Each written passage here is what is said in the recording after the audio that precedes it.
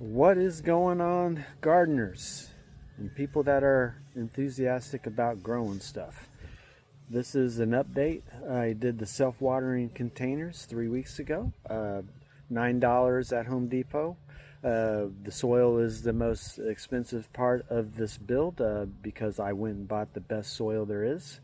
$18 a bag. A bag and a half will fill a 27-gallon container, along with the irrigation tubing. It's corrugated, and PCV pipe is not expensive. You can buy a whole bunch of that for cheap. And so far things have worked out as planned, if not actually exceeded my expectations. Okay, you know, every week I'm making a video and showing you all the progress. You will see videos online of people making these containers, but they don't show you the progress of the plants that they put in there. And you know, you can have a wonderful container and an idea, but implementing it and seeing the project through is just as important as making a video. So here's an update, and I'm going to go through and start with the cucumbers, and then I'm going to do the squash, then I'm going to do the cantaloupe, and then finally I'll show you the tomatoes. Okay. Let's see here. I'm going to switch this around. It is a windy day out here, and I'm making this video a day early because we are going to get a lot of rain. I will probably have a sad face on my next video because these plants are just going to get days and days of rain. So my microphone will probably change here, but I'm going to show you the cucumbers, and I'm telling you, they're looking good here. Okay, hold on one second. Alright, let me zoom out. So yeah, I've got 2 cucumber plants going in this first plot, and they have grown a lot. As you can see, they are climbing. They've got about maybe 1.5 feet before they get to the top of this trellis, and I really am not sure if I'll just let them lap over and go to the other side or what I'm going to do. I'll worry about that when I come to it. The leaves look good. There is wind damage on some of these leaves, and that's to be expected because we just like today, you see them getting blown around. They're getting whipped around, but they are healthy plants. And you can see the tendrils just grabbing on. This plant's hanging on for dear life. It's going, no, no, stop, wind, no, no, no. Got flowers going on. I did find a cucumber that was starting. I can't remember where it was, but anyway, I do have a little basil plant down here that's trying to get some light. And just to let y'all know, these little guys right here, they work really well. Just if you can cut down the fungus gnats, that's what they're called. Sorry. If you can cut those down here where I live, they're a real pest. And that's the cucumbers. Okay, so I am happy with the cucumbers.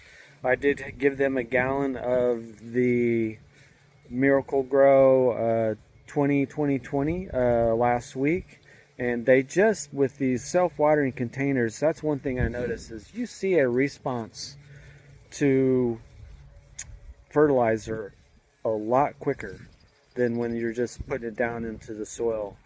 The roots really do absorb that nutrient uptake, and you'll see that in the plants. And let's move over to the squash. Is just looking amazing. Look at the size of this leaf to my hand here. Got some big beautiful leaves going on. Everything looks really healthy. Starting to get some squash growing. Over here I've got one squash starting. It's still, today is April the 10th, by the way. Still early in the season. I did do something for the vine borers. I use electric tape and I wrap it up the stem. Okay, I try to zip tie the bottom and just keep them from laying their eggs. And the eggs can only climb about 4 inches before they just give up. So that's the trick that I use. You'll see here I've got this taped up and that is, the squash is doing good. Now this squash is already overtaken the squash that I planted 3 weeks before this stuff in grow bags. You can look over here and you see this squash plant. Yes, this has just been grown in a bag, and I put those in the ground. I put those in bags about 3 weeks before, and the plants have pretty much already look just 10 times better. Okay, now I'll go over and show y'all the cantaloupe, and it has really started to change. It's almost covering the entire 27-gallon container. It's just beautiful. It's got flowers everywhere. It's starting to come up on the trellis. I'm trying to train it here. I'm going to try to use this trellis to hold the cantaloupes. I may have to put cattle panel in here. It is $27 for a piece that will cover this, to cover my little creation here. I don't even know what to call it. I made these a couple of years ago, and they've done well. So the cantaloupe is doing good. This basil's gotten more sun, so it's just looks better. I did fertilize these about 3 days ago. They finally were ready to drink some water for the first time. I threw a gallon of 20-20-20 fertilizer in these. We did get some rain, so that did add to this, but so far I've really had to add very little water to these containers. They are just maintenance free, and the plants just love it. The soil, if you look here at the soil, see that? It's just moist. It's beautiful moist soil. It stays that way. It doesn't dry out. And it's perfect. And I don't like this. I just noticed I got some little grass trying to grow here. I don't even know what that is, but good luck. If you stay covered with this weed barrier, that's not going to be a problem.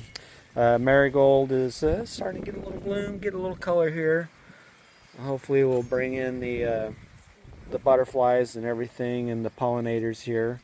Now for the tomato plants, they are looking good. Here's a little side view of these. They just are just so dense.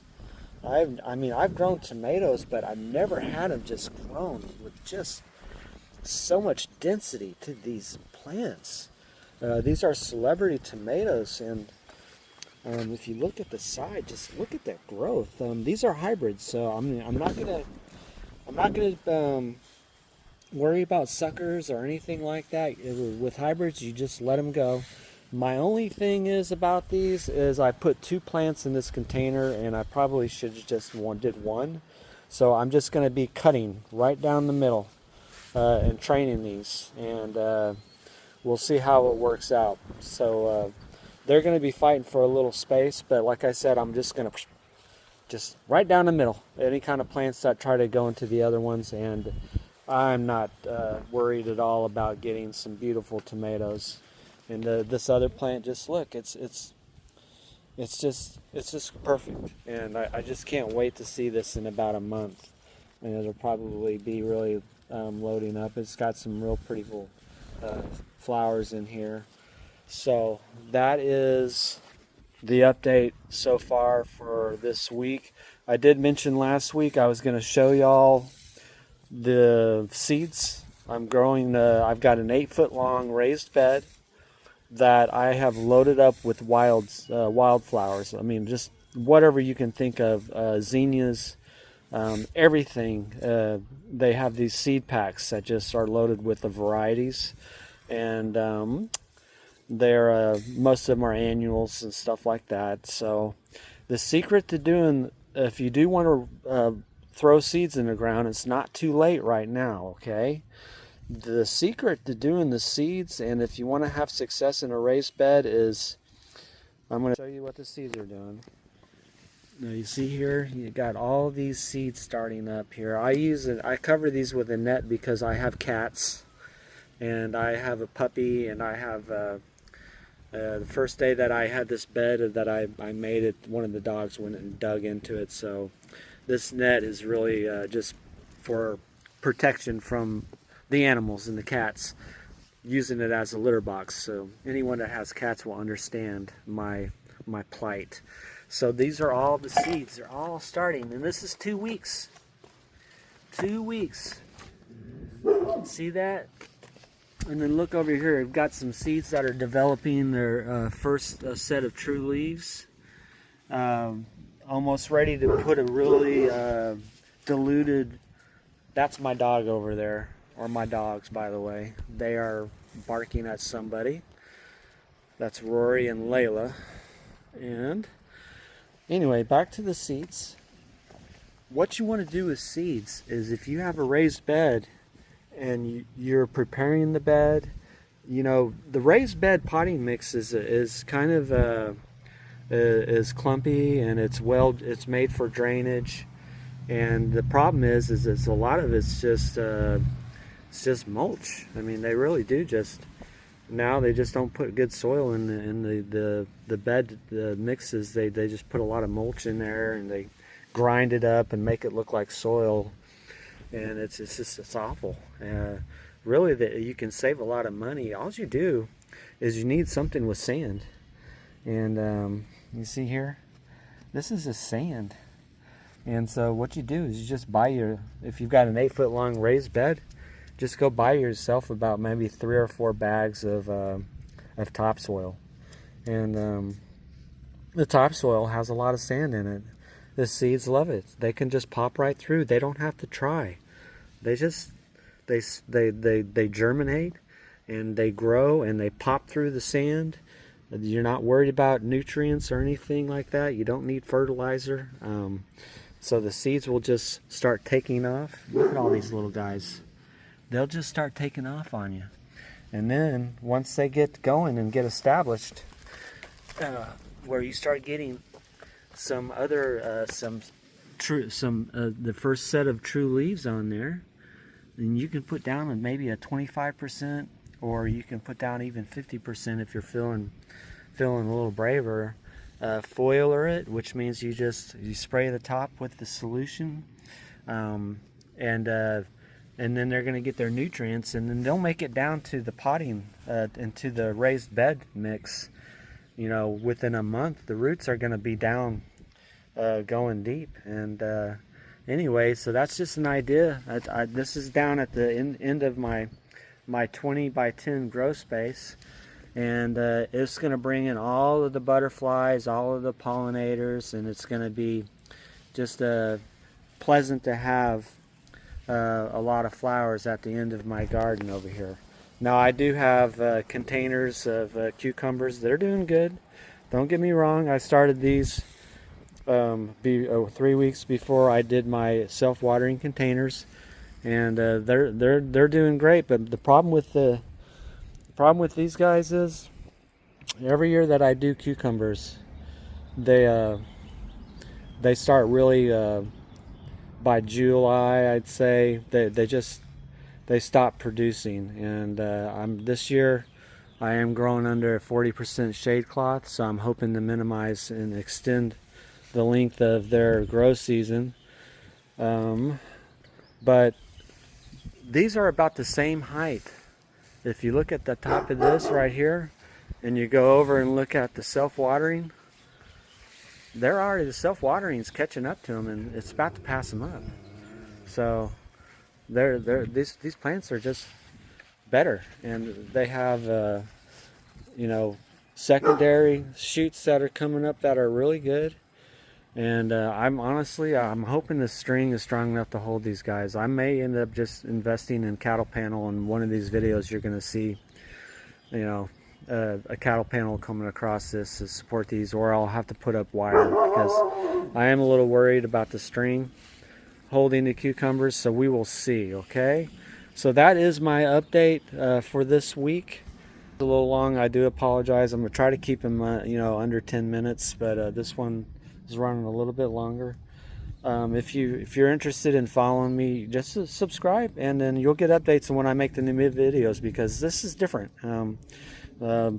this is going to be weekly updates for through this growing season on how I manage these self-watering containers, okay? And then you'll probably see as we get further into the season why the grow bags, they work out in the beginning, but then they start failing. You can't keep up with the watering on them in the zone AB. You have to water them like 2 times a day. The outsides of them get dried out really quickly.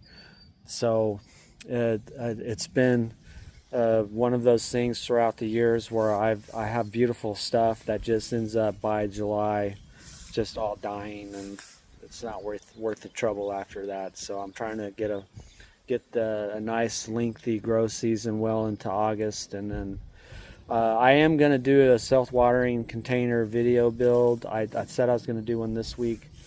I will do one by next week where I'm going to go step by step on putting one of these together, okay? I do have a video, if you look back in my channel, where I do explain exactly how I built 4 of these. It did take about 2.5 hours of time to put them all together, but I'm going to do a video on step by step. Anyway, y'all have a wonderful week, and good luck with your growing endeavors. Peace out.